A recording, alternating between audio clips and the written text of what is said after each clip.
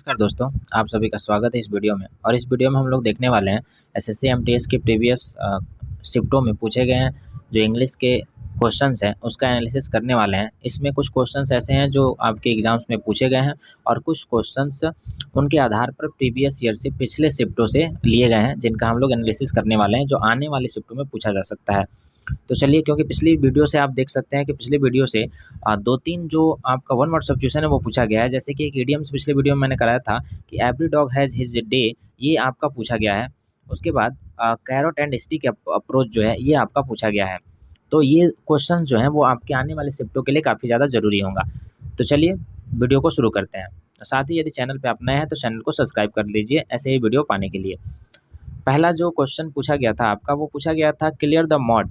Clear the mod का जो idioms होता है, इसका जो अर्थ होता है वो होता है कि वेरी डिफ़िकल्ट टू अंडरस्टैंड, यानी कि बहुत ही कठिन होना किसी चीज़ को समझना।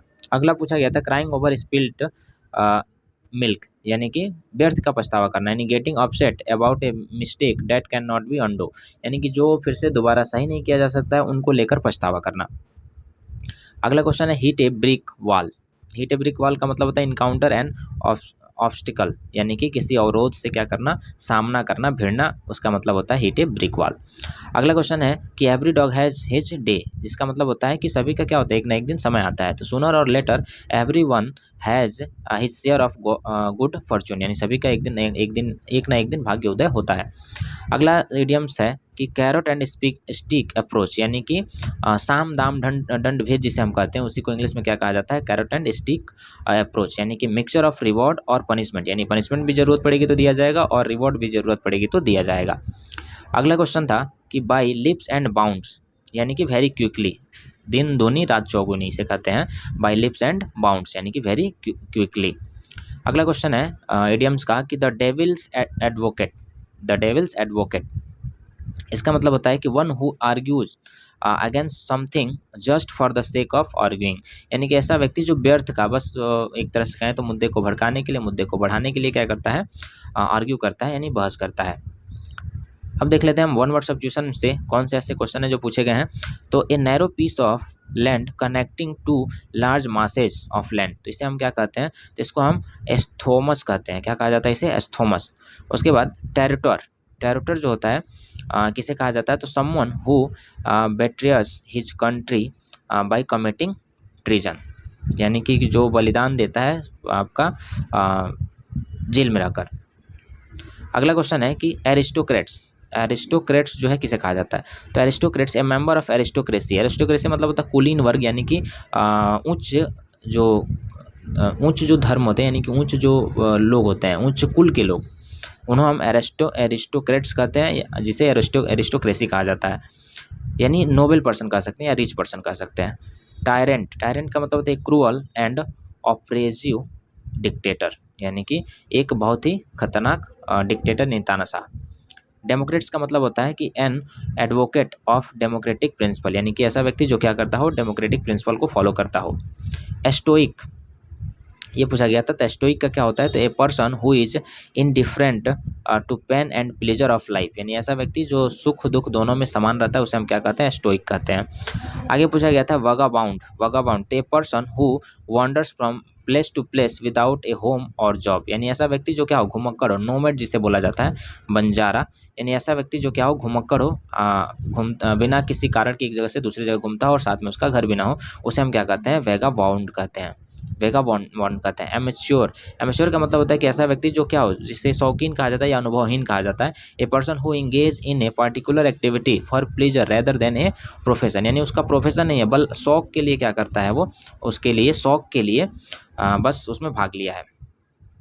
अगला क्वेश्चन है, अगला क्वेश्चन है रिक्लोज।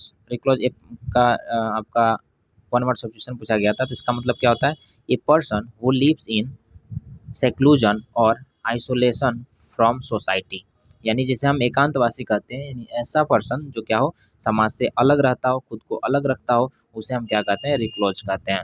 आगे पूछा गया था सॉवेज, सॉवेज का आपका वन वर्ड सब्स्टिट्यूशन पूछा गया था, तो ये क्या हो जाएगा, डिलिबरेट हो जाएगा, डिस्ट्रैक्शन हो जाएगा और डैमेज टू प्रॉपर्टी और इक्विपमेंट, यानी कि डैमेज करना, प्रॉपर्टी को डैमेज करना, या फिर एक तरह से कहें तो डिस्ट्रैक्शन करना, और फिर विलफुल डिस्ट्रैक्शन भी, यानी इच्छापूर्वक क्या करना, डिस्ट्रैक्शन करना, यानी तोड़ फोड़ मचाना, तो उसे हम क्या कहते हैं, सबटेज कहते हैं। आगे पूछा गया था सिनोनिम्स आपका हेस्ट का। हेस्ट का सिनोनिम्स पूछा गया था, ये वन वर्ड सब्स्टिट्यूशन थे। अब इसके बाद सिनोनिम्स देखते हैं।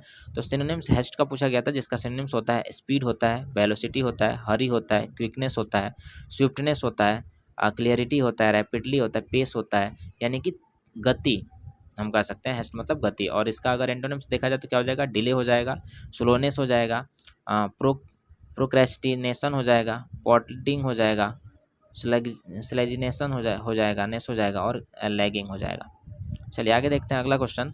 अगला क्वेश्चन पूछा गया था वेगरियस का आपका सिनोनिम्स पूछा गया था। तो इसका हो जाएगा एनर्जेटिक हो जाएगा, आपका रोबूस्ट हो जाएगा, डायनेमिक हो जाएगा, लिवली हो जाएगा, पावरफुल हो जाएगा, स्ट्रॉन्ग हो जाएगा, और हेल्दी हो जाएगा।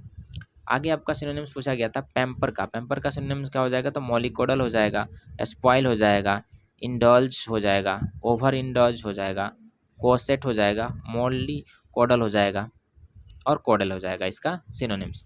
आगे पूछा गया था आपका सिनोनिम्स कैप्राइस का। तो कैप्राइस का सिनोनिम्स क्या होता है, तो वीम होता है, विम्सी होता है, वैगरी होता है, फैंसी होता है, नोशन होता है, फेड होता है, फ्रैक होता है, और रूमर होता है।